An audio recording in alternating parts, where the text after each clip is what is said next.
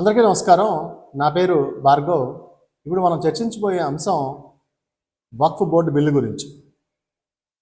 వక్ఫ్ board amendment 2025 బిల్లుని కేంద్ర ప్రభుత్వం రాజ్యసభలో కూడా ప్రవేశపెట్టింది, ఆమోదం పొందింది.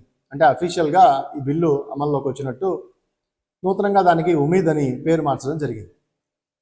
ఇప్పుడు తాజాగా దేశం అంతా కూడా చర్చ నడుస్తూ ఉంది. ఈ వక్ఫ్ బోర్డు బిల్లుని అమెండ్ చేశారు, ముస్లింని ఇరుకుని పెట్టే విధంగా మోడీ బిల్లుని తీసుకొచ్చారు అని చెప్పి పెద్ద ఎత్తున చర్చ జరుగుతూ ఉంది. కొంతమంది దీని మీద పెద్ద ఎత్తున గొడవలు కూడా చేస్తూ ఉన్నారు. అయితే వాస్తవానికి అసలు వక్ఫ్ అంటే ఏంటి, ఇవి ఏ సందర్భాల్లో ఈ వక్ఫ్ని ప్రకటిస్తూ ఉంటారు, అదేవిధంగా ఇప్పుడు తాజాగా తెచ్చిన బిల్లులో వచ్చినటువంటి మార్పులు ఏంటని షార్ట్ నోట్లో మనం తెలుసుకునే ప్రయత్నం చేద్దాం. వాస్తవానికి వక్ఫ్ అంటే నివేదన, దేవుడికి ఒకసారి నివేదించిన తర్వాత అది మళ్ళీ వెనక్కి తీసుకోకూడదు అని అర్థం. సో కాబట్టి ఒకసారి ఏదైనా ఒక ఆస్తిని కానీ మరేదైనా కానీ దేవుడికి నివేదించిన తర్వాత దాన్ని వెనక్కి తీసుకునే అవకాశం లేదని షరియా చట్టం, ముస్లిం చట్టాల్లో ప్రధానంగా వాళ్ళు షరియా చట్టాన్ని నమ్ముతారు కాబట్టి ఆ షరియా చట్టం చెబుతూ ఉంది. అయితే ఇప్పుడు తాజాగా తీసుకొచ్చినటువంటి దాంట్లో ఈ వక్ఫ్ బోర్డులో చాలా కీలకమైన అమెండ్మెంట్స్ చేయడం జరిగింది.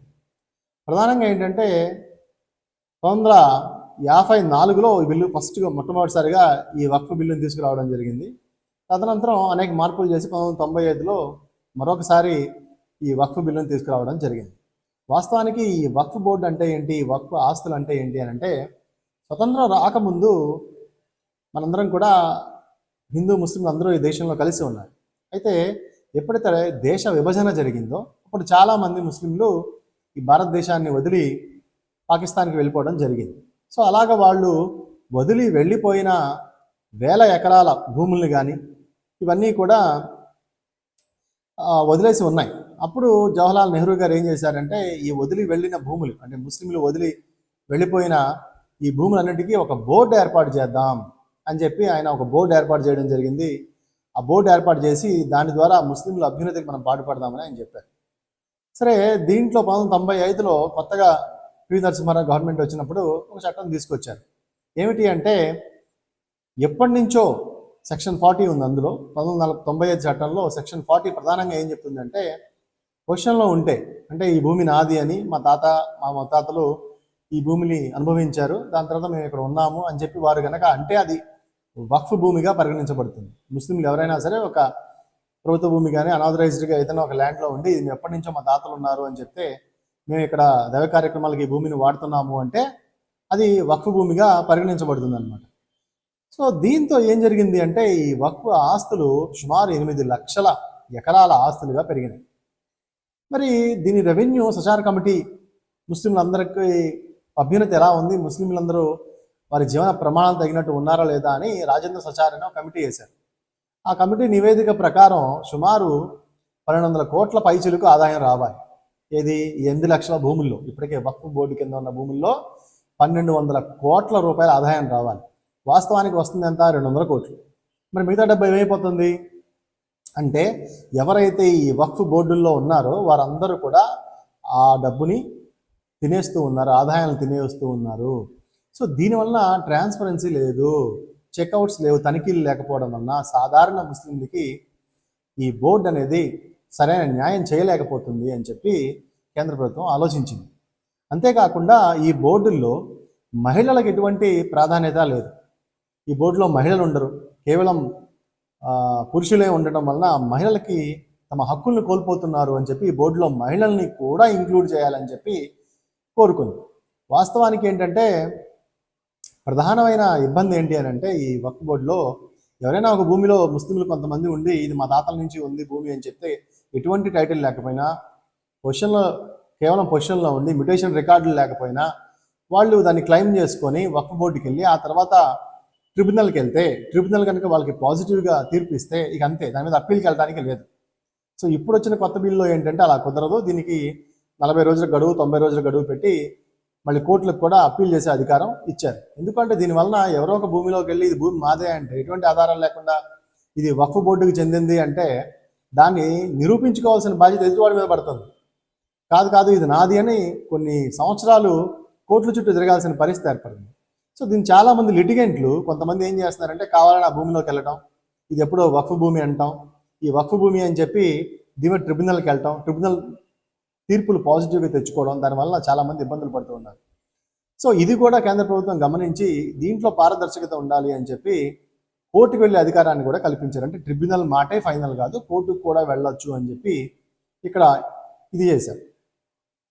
ఇక ఇప్పుడు చాలామంది చెప్తుంది ఏంటంటే మరి ఈ వక్ఫ్ బోర్డులో ఇప్పుడు మ్యాజిస్ట్రేట్ని అంటే కలెక్టర్ని కూడా ఇంక్లూడ్ చేస్తూ ఉన్నారు, ముస్లిమేతరులను కూడా ఉండొచ్చు అని చెప్తా ఉన్నారు. మరి గుళ్ళో చర్చిల్లో ఇలాగే చేస్తారా, మేము వాళ్ళ బోర్డుల్లో ఉండొచ్చా? వాస్తవానికి ఇక్కడ జరుగుతున్న చర్చ ఏంటి అని అంటే మతపరమైన చర్చ కంటే కూడా ఆర్థికపరమైన చర్చ ఇది. ముస్లింల అభ్యున్నతికి ఉపయోగపడాల్సిన వక్ఫ్ బోర్డులు కొంతమంది చేతుల్లోనే ఉన్నాయి. ఆ కొంతమంది చేతుల్లో నుంచి విముక్తి చేసి పేద ముస్లింలందరికీ పంచాలి అని చెప్పి ఇది ఒక సదుద్దేశంతో చేసింది ఇది. కానీ కావాలని ఎవరైతే కొన్ని సంవత్సరాలుగా వాళ్ళ గుప్పెట్లో ఉంచుకున్న భూముల్ని వదలడానికి వాళ్ళకి ఇష్టం లేక ఈ విధమైనటువంటి పేద ముస్లింలు పొట్టగొట్టడానికి ఈ విధమైనటువంటి ఆలోచనలు చేస్తూ ఉన్నారు.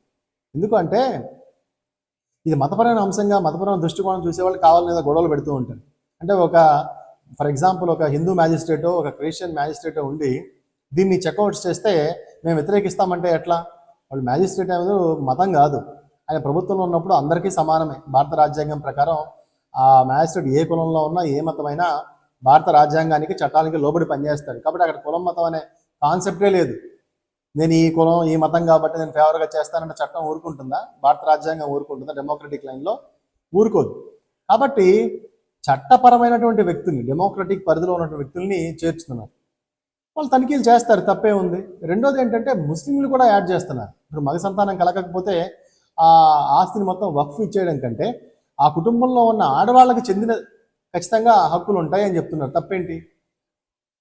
మగ సంతానం లేదని వక్ఫ్ ఇచ్చేయడం కంటే ఆడవాళ్ళకి ఇవ్వాలి ఆ భూములు, ఆ కుటుంబంలో ఉన్న వాళ్ళ కుటుంబాలు బాగుంటాయి కదా, ఆ తర్వాతే వక్ఫుల్లోకి ఇవ్వాలని చెప్తున్నారు. ఈ రెండవది 8 లక్షల ఎకరాల భూముల్లో నుంచి ఆదాయం 1200 కోట్ల ఆదాయం రావాలని సచార్ కమిటీ చెప్తూ ఉంటే 200 కోట్ల ఆదాయం వస్తుంది, మిగతా డబ్బంతా ఎవరు తింటున్నారు? కాబట్టి ఇట్లాంటివన్నిటినీ కూడా కంక్లూడ్ చేస్తూ ఈ బిల్లుని తీసుకురావడం జరిగింది. కొంతమంది ఏంటంటే గుడుల్లో పెడతారా, చర్చిల్లో కూడా ముస్లింకి అధికారం ఇస్తారా, వేరే వాళ్ళు ఇస్తారని మ్యాజిస్ట్రేట్లు, అదేవిధంగా చట్టానికి లోబడి ఉండే వ్యక్తులు, అంతేగాని ఎవరినో ఒకరిని తీసుకొచ్చి ఆ బోర్డులో పెట్టడం కుదరదు. అదేవిధంగా గుడులు అంటే గుడి కూడా ఇండిపెండెంట్ బాడీ కాదు. చాలామందికి తెలియదు ఏంటంటే గుడి ఇండిపెండెంట్ బాడీ కాదు. ఈ గుడి అనేది డిపెండెంట్ బాడీ, ఎండోమెంట్ డిపార్ట్మెంట్ పరిధిలో ఉన్నాయి. గుడి మాన్యాలు అనేవి ఎండోమెంట్ చూస్తుంది. ప్రత్యేకమైనటువంటి గుడిలో సంస్థలు ఎవరు చూడట్లా. కాబట్టి అసలు గుడులు అంటారు అర్హత ఏంటి? ఇక చర్చిలు అయితే ఏ పరిధిలో ఎండోమెంట్ వాళ్ళు ఇండిపెండెంట్గానే ఉంటున్నారు.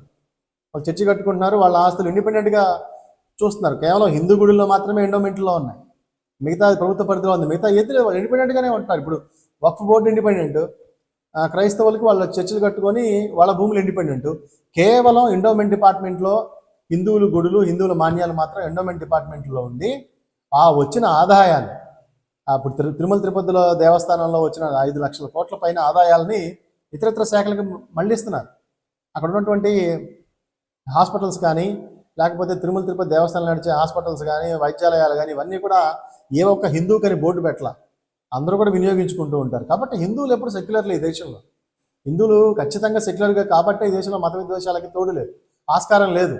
లేకపోతే పాకిస్తాన్ కానీ బంగ్లాదేశ్ కానీ ఇరాన్ కానీ ఇరాక్ కానీ సిరియా కానీ చూసుకుంటే ఈ దేశంలో ఎప్పుడో మెజారిటీ ప్రజలందరూ మైనారిటీని కన్వర్ట్ చేసేస్తారు. కానీ ఇక్కడ ఉన్న భారతదేశంలో మెజారిటీ ప్రజలు మైనారిటీని ఎవరిని కన్వర్ట్ చేయట్లా. మైనారిటీ సంతతి కూడా పెరుగుతూ ఉంది అది గవర్నమెంట్ అఫీషియల్ రికార్డ్స్ ప్రకారం.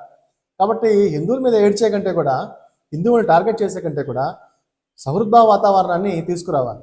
అంటే హిందూ ముస్లింలు క్రైస్తవుల మధ్య ఒక మంచి వాతావరణాన్ని తీసుకురావాలి. కానీ ఎవరినో ఒకరిని కించపరిచేటట్టు, ఈ ముగ్గురు మతాలలో పొలలు పెట్టేటట్టు, వాళ్ళ మధ్య కొట్టుకునేటట్టు చేసే ఈ నాయకులందరినీ కూడా, ఈ రెచ్చగొట్టే స్టేట్మెంట్లు ఇచ్చే వెధవలందరినీ కూడా ఏరిపరేయాలని మనం కోరుకుందాం.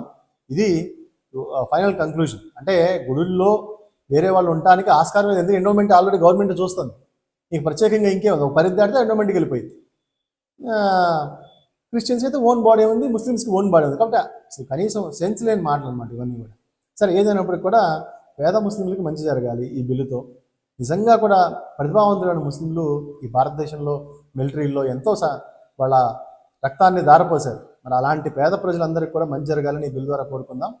ఇది ఈరోజు వీడియో. మరోసారి మంచి టాపిక్తో మళ్ళీ కలుసుకుందాం. అంతవరకు సెలవు, నమస్కారం.